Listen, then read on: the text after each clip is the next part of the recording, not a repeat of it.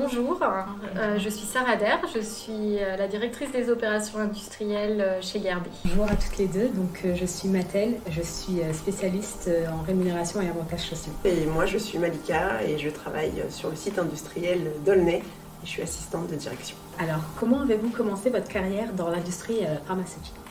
Alors au départ, quand j'ai eu mon baccalauréat,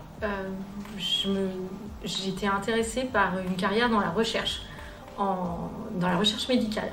Et du coup, je me suis dirigée sur des études de pharmacie avec cette idée-là en tête. Et un des avantages des études de pharmacie, c'est que c'est assez généraliste et finalement, ça amène sur pas mal de métiers différents. Donc on peut travailler dans une pharmacie, on peut travailler dans l'industrie, on peut faire de la recherche. Et en fait, assez rapidement, et comme c'est des études assez longues, et qu'on teste un petit peu tout avant de se spécialiser, je me suis rendu compte finalement que la recherche c'était pas forcément pour moi et que j'étais beaucoup plus attirée par l'industrie. À partir de là, j'ai eu l'occasion de faire aussi une école d'ingénieur en génie des procédés pour me spécialiser un peu plus parce que du coup, pharmacie étant justement un peu généraliste, donc ça m'a permis de devenir un peu plus experte. Et c'est comme ça en fait que j'ai commencé à travailler dans l'industrie pharmaceutique. Qu'est-ce qui vous plaît le plus dans votre métier ? En fait, c'est la diversité déjà, parce qu'en fait, j'ai l'occasion de faire des choses assez différentes. Mes journées ne se ressemblent pas du tout. Un autre aspect que j'aime bien, c'est tout ce qui est lié au management, le fait de travailler avec des équipes, de travailler avec des gens. Je ne suis pas du tout quelqu'un qui aime travailler de manière isolée. J'ai besoin de travailler avec du monde, donc le travail en équipe, c'est quelque chose qui est très important pour moi. Et puis une autre chose dans mon poste actuel et dans mon métier actuel, c'est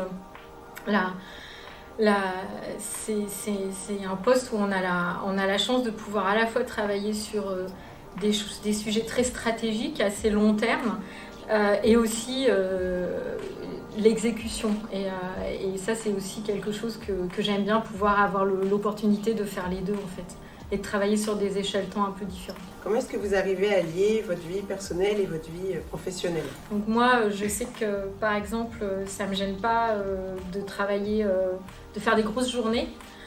Par contre, quand je coupe, j'ai besoin de couper vraiment. Donc moi, je préfère faire des grandes journées la semaine et puis essayer de préserver mon week-end et d'avoir 2 jours où je ne travaille pas du tout. Parce que je sais que c'est comme ça que je vais me relaxer et que si je travaille moins tous les jours mais je suis obligée de travailler un petit peu tous les jours, ça va me polluer l'esprit et je vais moins me relaxer. Peut-être au cours de votre carrière, vous avez eu à travailler à l'étranger. Qu'est-ce que cette expérience elle vous a apporté En fait, j'ai eu la chance de passer 7 ans à l'étranger. J'ai passé 3 ans en Angleterre et 4 ans en Chine. Donc en fait, c'est surtout ça qui m'a vraiment développé. Ça m'a, je pense, appris à écouter plus et aussi finalement à être plus ouverte à des choses complètement différentes. Et moi, ça m'a permis aussi de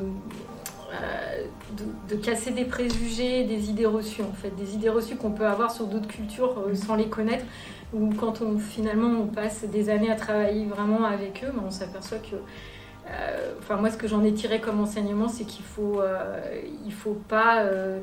essayer d'éviter d'avoir trop d'idées préconçues sur les choses et les gens avant de les connaître vraiment. Et pour vous, Sarah, qu'est-ce qu'un bon leader, un vrai leader ? Pour prendre une bonne décision, je pense que c'est important d'écouter ses équipes. Et pour pouvoir écouter ces équipes, faut qu'elles se sentent suffisamment en confiance pour parler et pour parfois dire qu'elles ne sont pas forcément d'accord et qu'elles ont une opinion différente. Et je pense que ça, c'est possible que si on arrive à établir le bon climat, et c'est pas forcément facile. Donc pour moi, un bon leader, c'est quelqu'un qui arrive à établir un climat où ses équipes sont en confiance pour s'exprimer. Et par rapport à ça, est-ce qu'il y a une personne en particulier qui vous a inspiré ? Quand j'ai commencé à travailler, j'ai eu l'occasion assez rapidement de rencontrer des femmes qui étaient à des postes très élevés déjà dans l'organisation. Et c'était plus rare que maintenant, faut le reconnaître, en France. Et il y en a certaines qui m'ont inspirée positivement, mais il y en a d'autres qui m'ont inspirée plutôt négativement, où je me suis dit moi je veux pas être comme elle en fait. Elle forçait des traits de caractère qui étaient entre guillemets un peu plus masculins, et finalement c'est pas ce qu'on recherche, parce que ce qu'on cherche, la diversité, c'est justement un équilibre, parce qu'on est complémentaires. Et du coup, si les femmes, pour avoir des postes à responsabilité, singent les hommes, ben, en fait, ça marche pas du tout, quoi. Donc en fait, ça, c'est des choses qui m'ont aussi aidé à me dire quel type de leader je veux être, ou quel type de leader je ne veux pas être. Quels sont les préjugés auxquels vous avez été confrontés, surtout dans le milieu industriel ? Je me souviens pas d'exemple où je me suis dit c'est plus difficile pour moi parce que je suis une femme. Je pense qu'un des éléments le plus important, c'est que j'ai travaillé pour des entreprises qui très très tôt ont mis la diversité et le fait de traiter les femmes en égal par rapport aux hommes et d'aider les femmes à se développer, avaient mis ça comme vraiment une priorité. Même 20 ans en arrière, avant que ça devienne maintenant beaucoup plus dans la norme.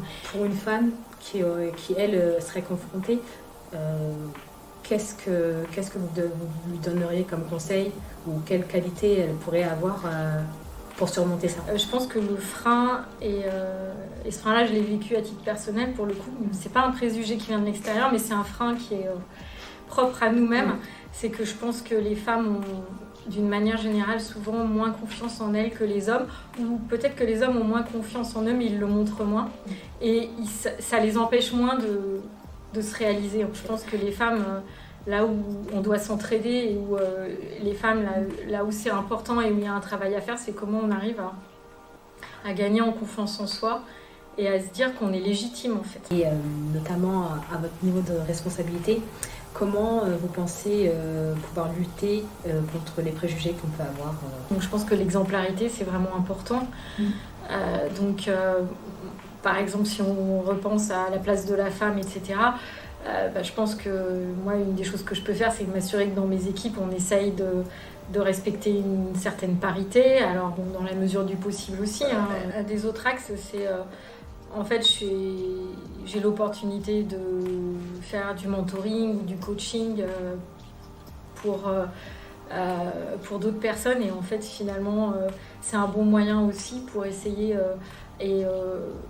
soit avec des femmes, mais aussi avec des hommes, en fait, pour s'assurer que, par le biais de discussions et d'échanges qu'on peut avoir comme ça, s'assurer qu'en fait, si préjugés il y a, on contribue à les casser. Est-ce que vous avez des conseils à donner à toutes les jeunes femmes qui débutent leur carrière dans le monde industriel, par exemple ?